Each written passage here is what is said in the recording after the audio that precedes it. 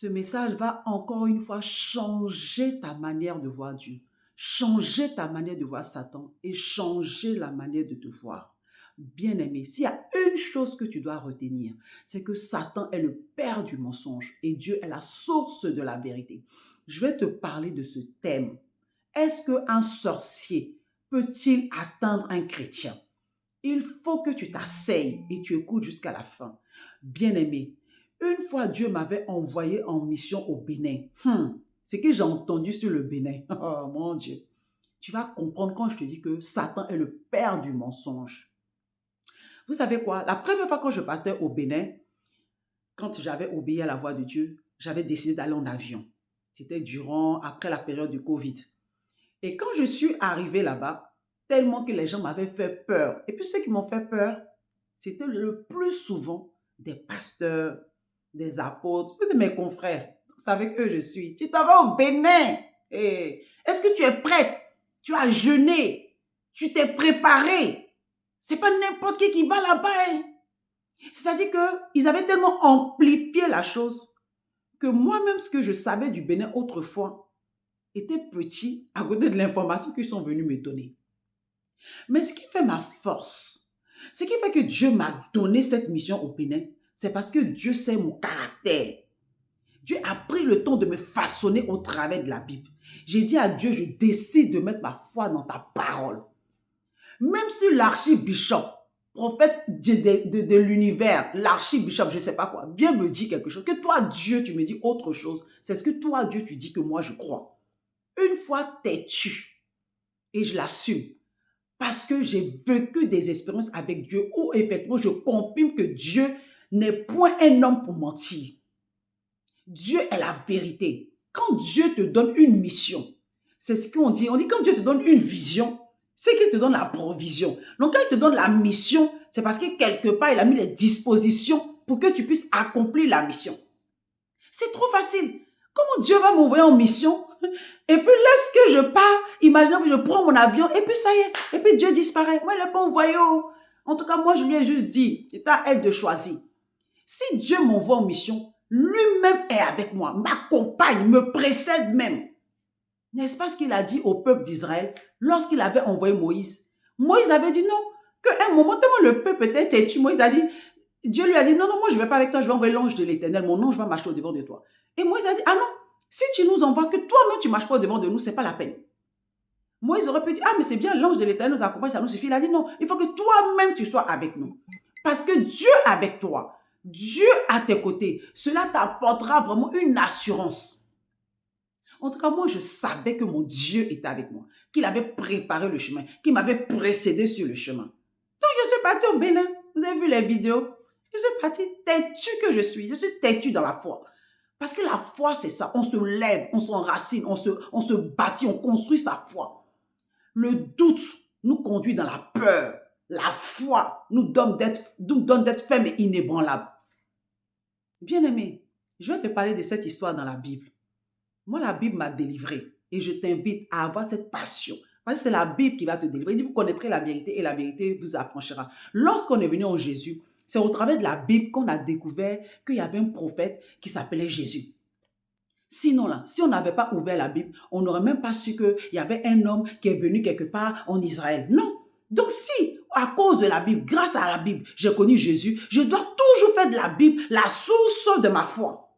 Et non pas ce que Pierre, Paul, Jacques est venu me dire, les expériences de mon village, ce que les gens sont venus dire, il a regardé son film Nollywood, ce que lui vient me dire, c'est ce que je dois regarder. Non, ça ne m'intéresse pas. C'est ce que Dieu dit qui m'intéresse. Oui, parce que je suis une ambassadrice, je suis en mission pour Dieu. J'ai choisi mon camp, je suis en alliance avec Dieu. Tu es en alliance avec Dieu. Donc, il faut que tu saches que ton Dieu en qui tu as mis ta confiance, cette confiance-là, elle vaut la peine. Elle vaut la peine parce que Dieu s'engage à tes côtés. Voici un peuple ici. Donc, Nombre chapitre 23 que je t'invite à apprendre, verset 19, qui dit « Dieu n'est point un homme pour mentir, ni fils d'un homme pour se repentir. » C'est trop fort. C'est la même phrase que tu as entendue dans la Nouvelle Alliance, où on te dit que Jésus est le chemin, la vérité et la vie. Pour te dire que si Jésus lui te dit quelque chose, c'est pour Jésus qui est vrai. Pour les autres, ce n'est pas vrai. Si tout le monde te dit quelque chose d'autre, crois en ce que Jésus lui te dit parce que lui est la vérité. Et là aussi, on te dit que Dieu ne ment pas. C'est pas un être humain pour te mentir, pour te raconter des conneries, non. Il te dit la vérité. Donc, quand Dieu déclare quelque chose, il le fait. C'est ce qu'il a dit. Il a dit, c'est qu'il déclare. Ne l'exécutera-t-il pas? La promesse qu'il t'a donnée, toutes les promesses qu'il t'a dit, je te garderai, je suis avec toi, je suis l'Éternel, je veille sur ton âme. Oui, Dieu veille. Il dit, j'envoie mon ange. Il dit, mon ange, l'ange de l'Éternel campe autour de ceux qui le craignent. Il dit, celui qui se confie en lui. Oui, David a pu dire que l'Éternel est mon berger, je ne manquerai de rien. Tout ça, tu dois croire en ça. Ce qu'il a dit, c'est ce qu'il va faire. Et il assume. Dieu n'est pas un homme. Avant de te dire quelque chose, je ne te dis même pas qu'il a réfléchi. C'est qu'il a vu la provision. Et c'est pour ça qu'il s'est engagé à te le dire. C'est à toi d'aligner ta confiance à ça. Donc, voici une histoire avec quelqu'un qui s'est levé un matin pour décider de maudire, maudire ta bénédiction, maudire ton avancement, maudire tes promesses. Donc là, on continue la lecture. Donc moi, je suis dans verset 21, on va prendre verset 21 que j'aime bien. Il a dit, il n'aperçoit point d'iniquité en Jacob. Il ne voit point d'injustice en Israël. Vous imaginez? Dieu dit, il n'aperçoit point d'iniquité en Jacob. Et ça, c'est ce que je dis aux gens. Quand on parle de la grâce, les gens pensent que la grâce, genre, oui, ceux-là, c'est les gracistes et tout ça. Parce que Dieu est le Dieu de justice. C'est que lui déclare. Si Dieu dit, je n'aperçois point d'iniquité, il sait pourquoi il a dit ça. C'est-à-dire, c'est son peuple à lui. Et c'est ce qu'il dit qui compte.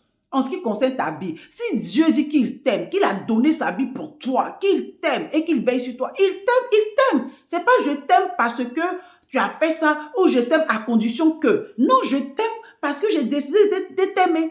C'est comme ça. C'est pourquoi que Dieu s'est donné pour toi avant même que tu décides même de t'en rendre compte que Dieu est parti mourir pour toi. Il avait déjà décidé de mourir pour toi. Donc, on continue. Donc, Dieu ne voit point d'iniquité en Israël. Et on dit, Dieu les a fait sortir d'Égypte. Il est pour eux comme la vigueur du buffle. L'enchantement, verset 23, l'enchantement ne peut rien contre Jacob, ni la sorcellerie contre Israël. Dans d'autres versions, ni la divination. Ni la divination. C'est-à-dire, je vais encore te revenir sur ce contexte. Le peuple d'Israël, c'est-à-dire ceux-là, ils ont fatigué Dieu. Dieu les a fait sortir. Ils étaient en Égypte, c'était des idolâtres. On peut dire, bon, c'est excusé. On peut excuser, ça c'est excusable. C'est le mot que je cherchais. Donc, on peut dire, bon, comme ils n'ont pas reçu d'éducation, mais c'est il n'y a que ça qu'ils savaient, c'était des idolâtres, ils allaient combien chez les sorciers, ils allaient voir les médiums, nous tous on partait chez les marabouts. Bon, on était dans l'ignorance, ok, on peut accepter. Maintenant, vous avez vu la puissante main de Dieu. Dieu vous a pris, fait traverser des situations les plus difficiles, les situations impossibles. Ouvrir la mer devant vous. Vous avez traversé la mer. Et puis, quelque temps après, parce que le berger n'est pas là, parce que votre pasteur n'est pas là, c'est fini, hein, le pasteur, on ne sait pas où il est parti. Donc, ça y est, ils vont commencer à faire un veau d'or. Donc là, ils vont représenter Dieu par une statue. Vous imaginez? Ça, en tout cas, bref. Je te parle de ce peuple-là. C'est ce peuple-là à qui Dieu dit, je n'aperçois point de péché. Des gros pécheurs comme ça, qui ont défié Dieu. Mais parce que Dieu a décidé. C'est pas toi qui vas aller attaquer le peuple de Dieu, soi-disant parce qu'il y a une porte, parce qu'il y a quoi que ce soit. Non, parce que les enfants de Dieu, Dieu dit que vous êtes cachés en moi. Les gens sont cachés, nous sommes cachés en Jésus-Christ.